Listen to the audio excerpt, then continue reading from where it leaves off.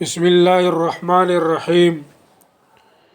موږ د استاد محترم کتاب قواعد المنطق هغه شروع کوو. استاد محترم اول تعریف د علم کړی دی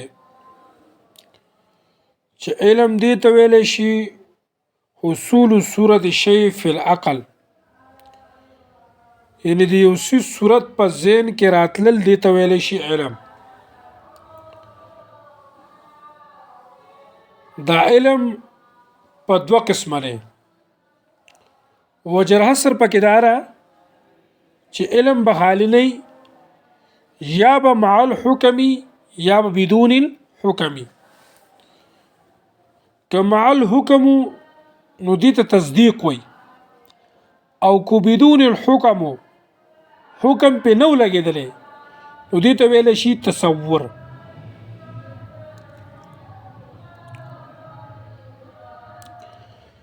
بیا نسبت باندې مشتمل کېدو او نه مشتمل کېدو په دې اعتبار سره په تصور کې تقسیم. نسبت باندې مشتمل کېدو او نه مشتمل کېدو په دې اعتبار سره په تصور کې تقسیم. نو تصور دا بر دوه خالونه خالی نه، یا به نسبت باندې مشتمل یا به نسبت باندې مشتمل نه.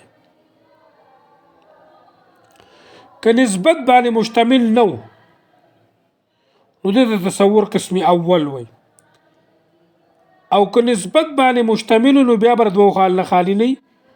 ګورو با یا به نسبت ناقصی یا به نسبت تامی.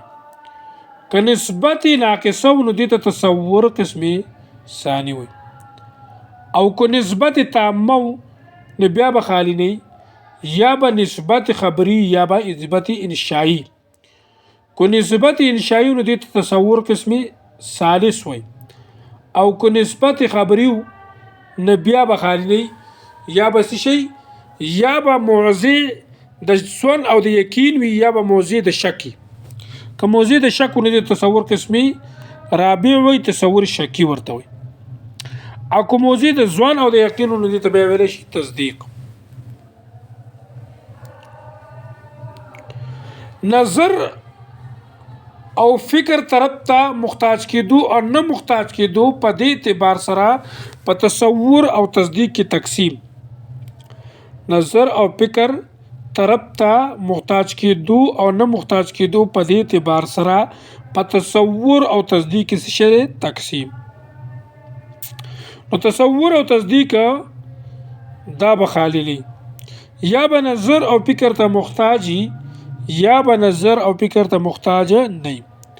که نظر او فکر ته محتاج وو نو دې ته تصور نظری او تصدیق نظری وي، او کو نو محتاج دې ته تصور بدیهی او تصدیق بدیهی ورته وي. صحیح شو. ګوري ملګرو، دا بدیهی او نظری دا د امور اضافیو نه دي، دې کې چا سره جګړه نه وکړه. دا د امور اضافیو نه دي. یو شی پستا پرېز باندې نظری د بل چا پرېز بدیهی.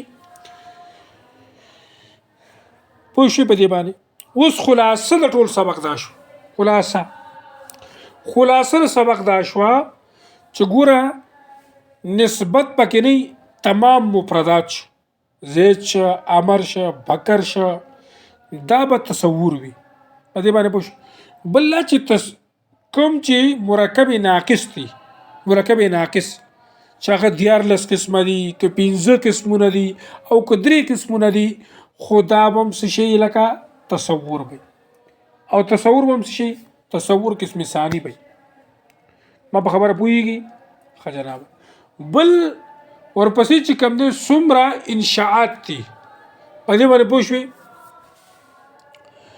انشاءات چې کوم دي هغه ولستی یا لستی یا طلبی دي یا غیر طلبی دي، خدا ټول دا به تصورات دي. دا به شي تصورات. خو مرکبی چې کوم دا شک ته شک نو دا هم شي تصور وي. پوه شو په خبره باندې. نو خلاصه د خبره مې دا قروته چې دغه څیزونه شي تصورات دي. پوه به شو په پیرش.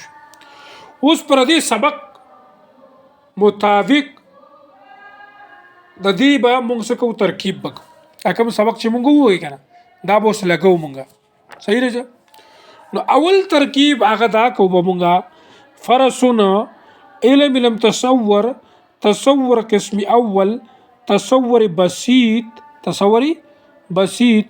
بدیهی څه لکه بدیهی ضروری علم تصور قسم اول تصور بسيط بدیهی ضروری پوه بشوي که پوه بنشوي دغه شان بل مثال له جادلهم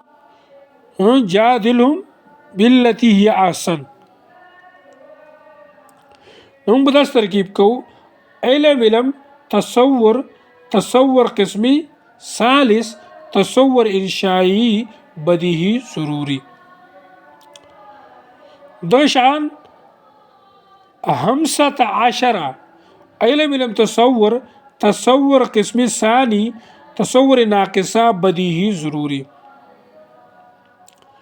لا تقربوا الصلاة علم تصور قسمی ثالث تصور انشائی بدیہی ضروری دغه شان مونږه ترکیب هغه دی باقی مشق بیا په دغه انداز باندې سکو هغه مو باسو